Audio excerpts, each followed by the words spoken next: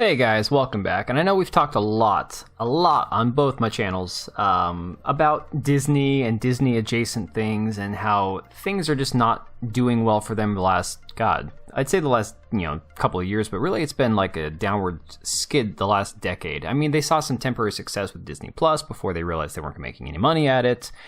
Before they decided to get into this entanglement with Ron DeSantis, with Disney World and all this other crap and the identity politics and all that, fine. But they've been on the downhill skid for a while. And now we've got ESPN owned by Disney with massive layoffs coming up here. Some of the names of people being canned or not re-signed, such as Jeff Van Gundy, Jalen Rose, Keyshawn Johnson, Max Kellerman, Suzy Colbert, Chris Kilios, Matt Hasselbeck, my Seahawks former quarterback there, Steve Young, Rob Ninkovich, Neil Everett, Ashley Brewer, so on and so on. People that most of anybody who's ever watched any bit of ESPN, which I've watched very, very tiny bits of it. Hell, I don't even really pay attention to anything besides baseball these days. But most people know some of these names on this list. These are big names. This coming after National Geographic reportedly laid off its last staff writers. National Geographic also owned by Disney. And I know, yes, technically, just like ESPN, they're owned by Disney, but they're their own company and they have to do their own books. I get it. But the point is, the umbrella company, the parent company of these other subsidiary companies is Disney. And this is a bad sign, especially given the fact that, National Geographic is a household name. This is something that's been around forever. And basically, from what it sounds like, they're just going to cannibalize National Geographic, maybe turn it into like a Disney Travel Channel kind of thing, promote the parks and shit. The usual thing you'd expect Disney to do, right? That just seems totally like them. Then you had, back just in the end of May, we had this last round of firings where Disney laid off almost, 7,000 employees between different divisions of the company, some of the parks. Just a ton. They had to reduce like $3 billion in debt. Mind you, they still owe billions of dollars to Comcast in their settlement over Hulu.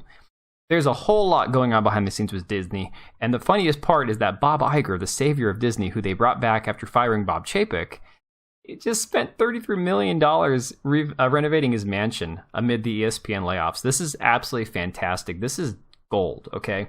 This is why people need to understand billionaires and millionaires and government employees and our representatives, they don't care about you because they don't live in the same world as you.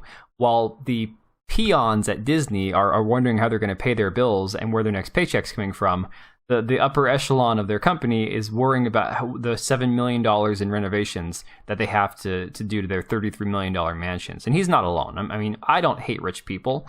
I would like to be one day. I wouldn't mind. I don't want to be filthy rich, but I don't hate money. I hate what money does to people. That's a whole other story.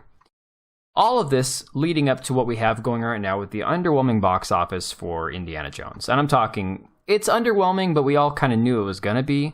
$24 million at the Friday box office. Yikes. 4th of July weekend. You would think that there would be a bigger box office than that. But it is what it is. This movie it doesn't exist for anybody. Nobody needed it. Nobody wanted it. And here we are. You have a movie that just absolutely doesn't appeal to anyone across the board. So all that to be said, we saw another Kathleen Kennedy is fired rumor start to spin up a few days ago. And while I'm so tired of contributing to these and talking about these and thinking about these, here's the one reason why I think this one is finally different. And I'll say different in the fact that I don't think she is being fired or let go, or that the civil war in Lucasfilm or Disney is finally over and she lost. I think it just is a matter of timing. This is, I think, if I was to estimate what we're looking at here, with Lucasfilm being such a detrimental brand to Disney, they're not making Disney any money. They had to pull the Willow TV show that was the worst show I've ever watched in my life, and I'm not even kidding. They pulled it off of Disney Plus because it was losing them money. That it was like this bastardized version of Willow that had nothing but identity politics in it, and it was horrible, and nobody liked it. Then you have Star Wars, which is such a damaged brand that it doesn't matter whether or not they make any more films. The damage has been done. There's nothing you can do to fix it. It's damaged goods. And then you have Indiana Jones, the three pillars of Lucasfilm, and they are all just relics of what they used to be. That being said, what's left for Kathleen Kennedy? There's literally nothing left for her. She has Amblin Entertainment, which Steven Spielberg and her husband Frank Marshall created.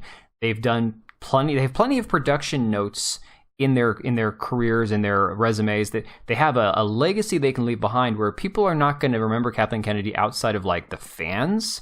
People in Hollywood, people the upper up yuckities, they're the ones that she associates with. She doesn't care what the average person thinks of her.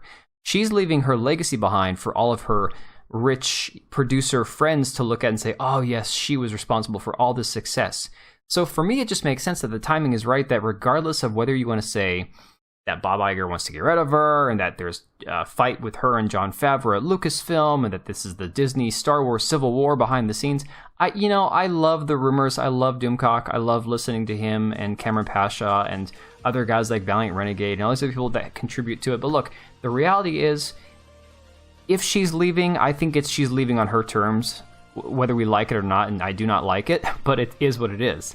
I do think it is very likely that she is gone. Because if you think about it, there's nothing left for her. There's nothing left.